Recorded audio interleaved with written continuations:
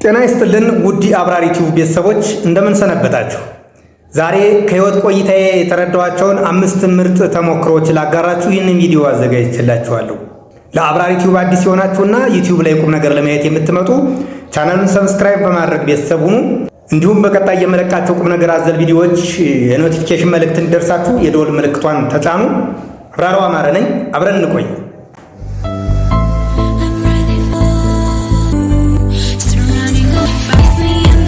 በጣም ጥሩ። ለዛሬ ከህይወት ቆይታዬ የተረዳኋቸውን 5 ጠቃሚ ተሞክሮዎችና ልምዶች ላካፍላችሁ ነው የመጣሁት።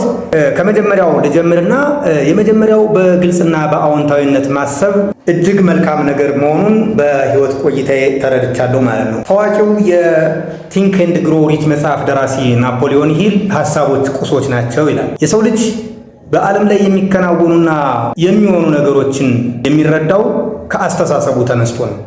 አንዳንድ ሰዎችን አይታችሁ ከሆነ ነጩን ጥቁር ነው ብሎ ግግም ካሉ በምንም መንገድ ልታሳምኗቸው አትችሉ። እንደዚህ አይነት ሁኔታዎች የሚመጡት አዎንታዊነት ካለማሰብና ከሀሳብ ግልጸኝነት ችግር የተነሳ ነው። ስለዚህ በህይወቴ የተረዳሁት ነገር በአእምሯችን ውስጥ የምናስባቸው እያንዳንዱ ነገሮች በህይወታችን ላይ የሚከሰቱና የሚሆኑ ጉዳዮችን የመወሰን አቅማቸው እጅግ ከፍተኛ ነው። ሀሳቦች የእውነታውን ቅርጽ ይወስናሉ ይባላል።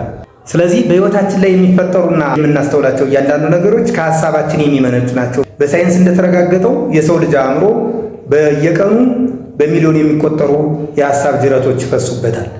ከነዚህ መካከል ልንቆጣጠራቸው የምንችላቸውንና ውጤታቸውን መቀየር የምንችላቸውን ነገሮች ብቻ መርጠን በማሰብ ህይወታችንን በዛ ቅርጽ ማስያዝ እንችላለን።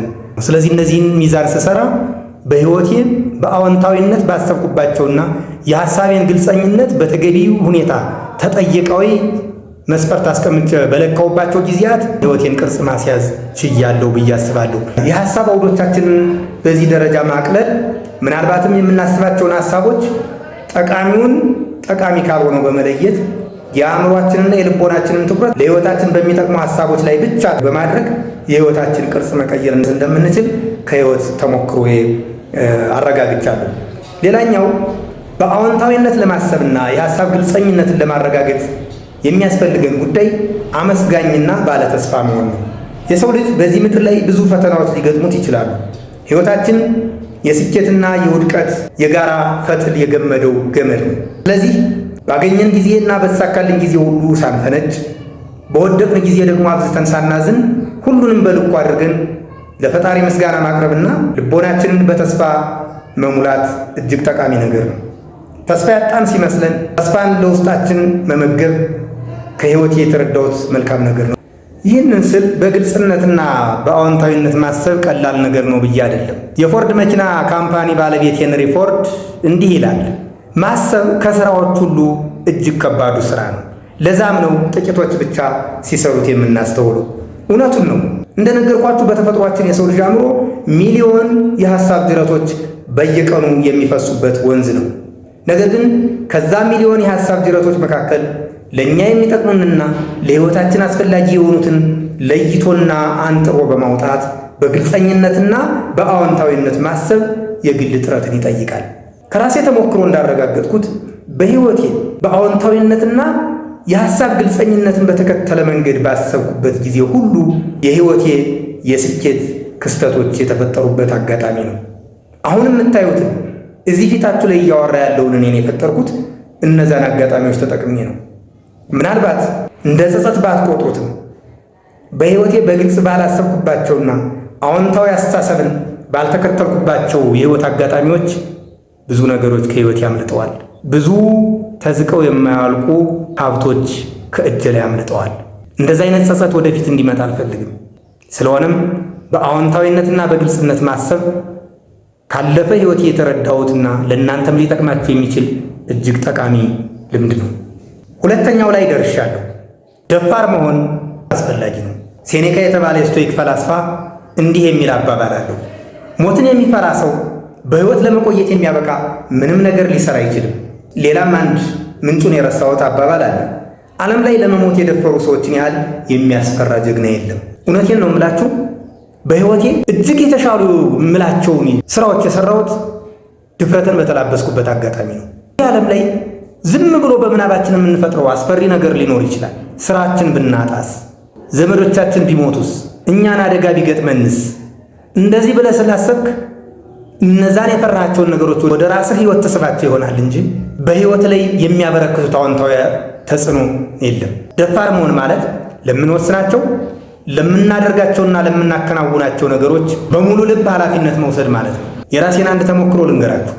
በ2010 ዓ.ም ከነበርኩበት የቅጥር ስራ ለቅቄ በግል የሁለተኛ ዲግሪን ለመማር ስወስን ወዳጅ ዘመድ ጓደኛ የተባለ ሁሉ ከኔ በላይ ለኔ ይፈራ ነበር። ከተለያየ አቅጣጫ የሚመጡልኝ ምክሮችም የሚያስጨንቁ ነበሩ። ነገር ግን አንድ ነገር ልብ አልኩ። በዛ ሰዓት የተቀጠርኩበት ስራ አብሮኝ የተወለደ አይደለም። ተምሬ እንደተቀጠርኩ ነገ ደግሞ ራሴን ለማሻሻል የትምህርት ደረጃዬን በማሻሻል ሂደት ውስጥ ወደ ተሻለ ሰውነት አድግ ካልሆነ ወደኋላ የሚመልሰኝ ነገር የለም። ስለዚህ አትፍሩ። ስለ ምክራቸው አመሰግናለሁ ብዬ የመጡትን ምክሮች ሁሉ እንዳመጣጣቸው መለስኩ። በዛ አጋጣሚ ትምህርቴን ቀጠልኩኝ። ተምሬ ስጨርስም ከነበርኩበት የተሻለ ነገር ላይ ደረስኩ ማለት ነው። ስለዚህ የሚያስፈሩ ነገሮች በእውነተኛ የሚያስፈሩ ነገሮች ስለሆኑ ሳይሆን እነሱን ደፍረን ለመጋፈጥ የሚያስችል ወኔ ባለመያዛችን ነው ከፊታችን ሆነው ዘወትር የሚገረግሩ። ስለሆነም ከህይወቴ የተረዳሁት ነገር ደፋር መሆን በህይወት ላይ የተጠኑ ውሳኔዎችን ለመወሰንና የተጠኑ እርምጃዎችን ለመውሰድ እጅግ አስፈላጊ ነገር ነው። በዚህ ዓለም ላይ ከድንቁርና ውጭ ምንም የሚያስፈራ ነገር የለም። ሌላኛውን ተሞክሮ እስኪ ልጠይቃችሁ። ብዙሃኖቹ በምትሰሩበት መስሪያ ቤት፣ በግል ቢዝነሳችሁ እና በአጠቃላይ የግል ህይወታችሁ ላይ በየቀኑ ያጋጥማችሁ ይሆናል። የተሻለ ኃላፊነት የሚጠይቁ የሥራ ቦታዎችና ሁኔታዎች ላይ በሚደረጉ ውድድሮችና የኃላፊነት ምደባዎችን ተመልከቱ። ብዙ ሰዎች ለዛ ቦታ የሚያስፈልገውን ዝቅተኛ መስፈርት ከበቂ በላይ አሟልተው ያ ውድድር ሲወጣ ግን የሚወዳደሩት ጥቂቶች ናቸው። ይህ ለምን የሆነ ይመስላችኋል? አንደኛው እና ዋነኛው ምክንያት አብዛኞቹ የዛንን ቦታ ኃላፊነት ለመውሰድ የሚያስችል ድፍረት የላቸውም። ይሄ ደግሞ የሚያሳየን ከአካዳሚክ ዕውቀት ባለፈ አእምሯችንን፣ ልባችንን ድፍረት አላለማመድ ነው። ስለዚህ ከህይወቴ የተረዳሁት ሁለተኛው ቁም ነገር ደፋር መሆን በሰላም ጊዜ ብቻ ሳይሆን ህይወታችንን ችግር ውስጥ በወደቀበትና የተለዩ ውሳኔዎች በሚያስፈልጉበት ጊዜ ሁሉ እጅግ የተሻለው መውጫ መንገድ ነው። አባቶቻችን ደፋርና ጭስ መውጫ ያጣም ይላሉ። እውነታቸው ነው። ሌላኛውና ከህይወት ቆይታዬ የተረዳሁትና ያገኘሁት ጠቃሚ ተሞክሮ ሙሉ ትኩረት ማድረግ ነው። አንድ አባባል አለ። የሱፍ አበባ ሁሌም የሚዞረው ወደ ፀሐይ አቅጣጫ ነው ይባላል።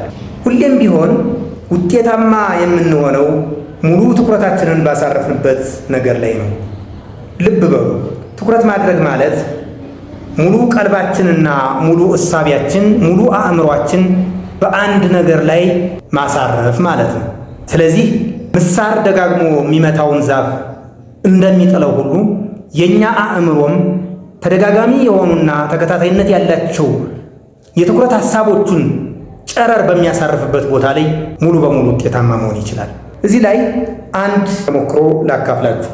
ስኮትላንዳዊ አሜሪካዊው አንድሪው ካርኒጌ በአሜሪካ የመጀመሪያውን የብረታ ብረት ኢንዱስትሪ በማቋቋምና እጅግ ውጤታማ በማድረግ እሱ በነበረበት በ19ኛው ክፍለ ዘመን ከ480 ሚሊዮን በላይ ዶላር በአሁኑ ቢሊየን ቤት የሚገባ ሀብት በማካበት ታዋቂ ነበር። በዛ ወቅት በአሜሪካ ፓርላማ ውስጥ በአንድሪው ካርኒጌ ላይ አንድ ክስ ተነሳ።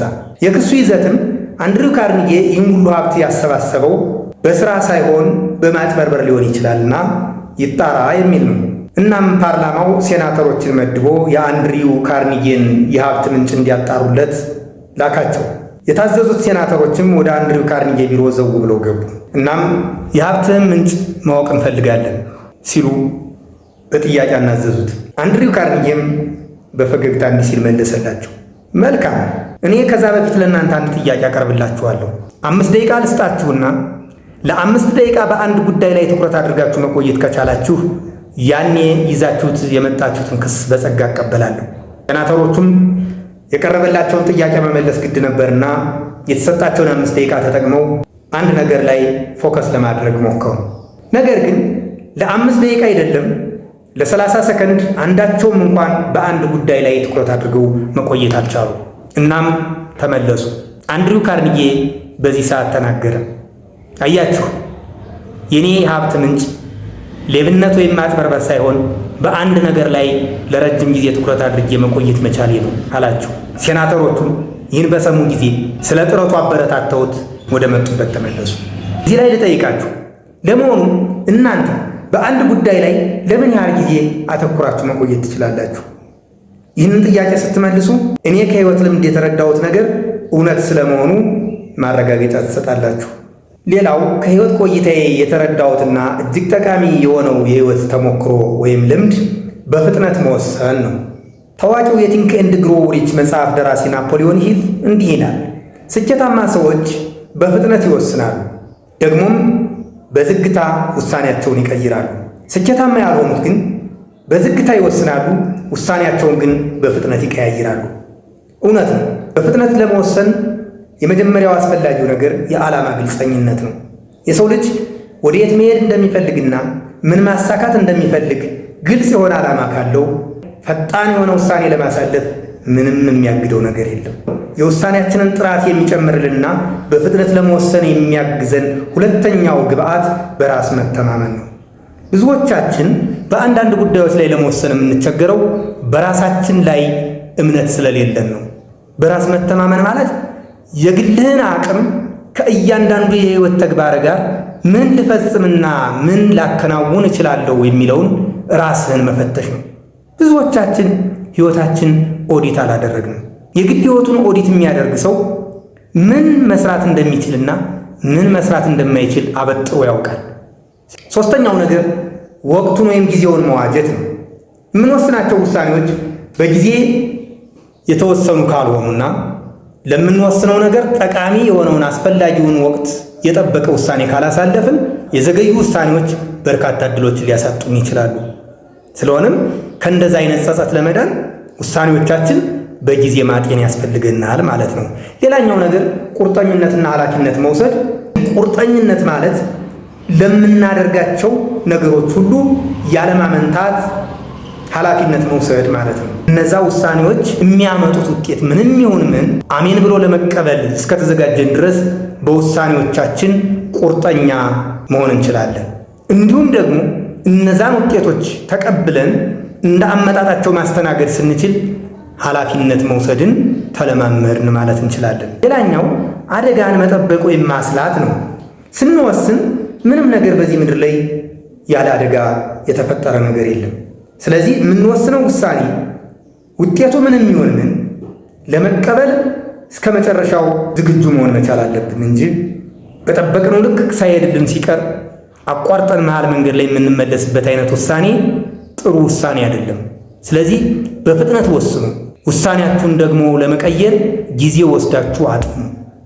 የምትወስኑት ውሳኔ የወደፊት ማንነታችሁን የሚወስን የነገውን እናንተነታችሁን የሚሰራ ከዛም ማለፍ ሲል ደግሞ የህይወት ዘመን ታሪካችሁን የሚቀይር እንዲሆን ዛሬ ለመወሰን ተዘጋጁ።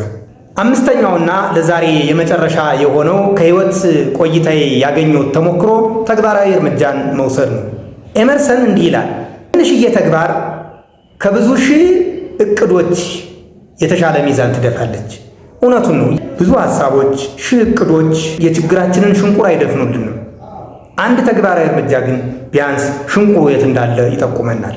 ስለዚህ ተግባራዊ እርምጃን መውሰድ በህይወታችን ላይ ለውጥ ለማምጣትና ወደ ተሻለ ደረጃ ለማለፍ እጅግ ወሳኙ ነገር ነው። ተግባራዊ እርምጃ ስንወስድ በህይወታችን ላይ የሚኖረው አዎንታዊ ጠቀሜታ አለው። አንደኛው በተግባር ፍርሃትን ማሸነፍ እንችላለን። በ2010 ዓ.ም የወሰድኩት እርምጃ አሁን በህይወቴ ለማድረጋቸው ውሳኔዎች ሁሉ ማጣቀሻ መቃን ወይም መነሻ መሰረት ነው። ምክንያቱም ያኔ ሰው ስራ አጥ ሆኖ በየመንገዱ ስራ በሚፈልግበት ሰዓት ከነበርኩበት የተሻለ የኃላፊነት ቦታ ተነስቼ ተራ ተማሪ ስሆን ክብደቱ ቀላል አልነበረም። ነገር ግን ያንን በተግባር በመውሰዴ ከዛ በኋላ እንደዛ አይነት ድፍረት የሚጠይቁ ነገሮችን ለማድረግ ምንም አልቸገርም ማለት ነው። እንኳን ዛሬ ትናንት አልፏል የሚሉ ሰዎች ገጥመዋቸው አያውቁም? እነሱ በተግባራዊ እርምጃ እስከምን ድረስ የፍርሃታችንን አጥር መጣስ እንደምንችል ስላዩትና ስለተረዱት ነው ይህንን አባባል የሚሉት። ስለዚህ ተግባራዊ እርምጃ በምንወስድ ሰዓት ለዛ ስራ የነበሩን የተዛቡ ግንዛቤዎች እየተሸረሸሩ በምትኩ ወኔን እየተከልን እንሄዳለን በሕይወታችን ላይ። ሌላኛው ነገ ሳይሆን ዛሬ መጀመር ነው። ብዙዎቹ ለተግባር ያላሰለሰ ሐሳብ ያስባሉ። ነገር ግን አሸናፊ የሚሆኑት ዛሬ በተግባር የጀመሩት ሰዎች ናቸው። ሌላኛው ትናንሽ ለውጦችን ጠቃሚ አድርጎ መውሰድ ነው። ሮም በአንድ ጀንበር አልተገነባችም የሚባል አባባል ሁሌም ተደጋግሞ ይጠቀሳል። ትናንሽ ለውጦችን ጠቀሜታቸውን መረዳት ነገ ለምናስበው የስኬት መሰላል ጫፍ መጀመሪያውና ዋነኛው መሰረታዊ ግብዓት ነው ማለት ነው። ሁሌም ቢሆን ትክክለኛነት በአንድ ጀንበር ሊመጣ እንደማይችል በማሰብ ጥቃቅን ለውጦችን ቦታ ሰጥተን እነዛን ለውጦች እድገታቸውን እየለካን መሄድ እጅግ ወሳኝ ነገር እንደሆነ ከሕይወቴ ተረድቻለሁ። እንግዲህ ተግባራዊ እርምጃ ከመውሰድ አኳያ ሌላው ነገር በተግባራዊ እርምጃ እድሎችን ማግኘት ነው። እድሎች ሲባሉ በተግባራዊ እርምጃ የምናገኛቸው የጥረት ውጤቶች እንጂ ማንም ብድግ ብሎ ሊሰጠን የሚችል የችሮታ ገጸ በረከቶች አይደሉም። ስለዚህ የእድልን በር ልናስከፍት የምንችለው መጀመሪያ ለምንፈልገው የስኬት መንገድ በተግባራዊ እርምጃ አንድ ብለን ጉዞ ስንጀምር ነው። የመጨረሻው ለተግባራዊ እርምጃ አስፈላጊው ግብዓት ዲሲፕሊንና ቀጣይነትን ማረጋገጥ ነው። ዲሲፕሊን ስንል አንድን ነገር ጀምረን ለመጨረስ ለዛ ጉዳይ የሚያስፈልገን ቀጣይነት ያለው ባህሪ ነው። ቀጣይነት ያለው ባህሪ ማለት ዛሬ አንድን ጉዳይ በጀመርንበት ፍጥነትና የጥረት ደረጃ እስከ መጨረሻው ድረስ መዝለቅ ስንችል አንድም ዲሲፕሊን ሆነን እንላለን፣ ሁለተኛም ቀጣይነታችንን ያለምንም መቆራረጥ አስጠበቅን ማለት እንችላለን። ስለዚህ በሕይወታችን ተግባራዊ እርምጃ መውሰድ እስካሁን ያልናቸውን የሕይወት ተሞክሮች ሁሉ ወደ ውጤት ለመቀየር እጅግ አስፈላጊውና መጨረሻው ልምድ ነው ማለት ነው። መልካም፣ ለዛሬ በሕይወት ቆይታዬ ያገኘኋቸውን 5 ምርጥ ተሞክሮዎች ወይም ልምዶች በዚህ መልኩ አካፍያችሁ ነበረ። የእነዚህን ልምዶች ወይም ተሞክሮች ውጤታማነት ለመለካት ለየራሳችሁ አንዳንድ ተጨባጭ ጉዳይ ምረጡና በሕይወታችሁ ላይ እነዚህን 5 ጉዳዮች ተግባራዊ ለማድረግ እንዲያስችላችሁ በሙከራ ማረጋገጥ ትችላላችሁ። ለዛሬ አበቃው።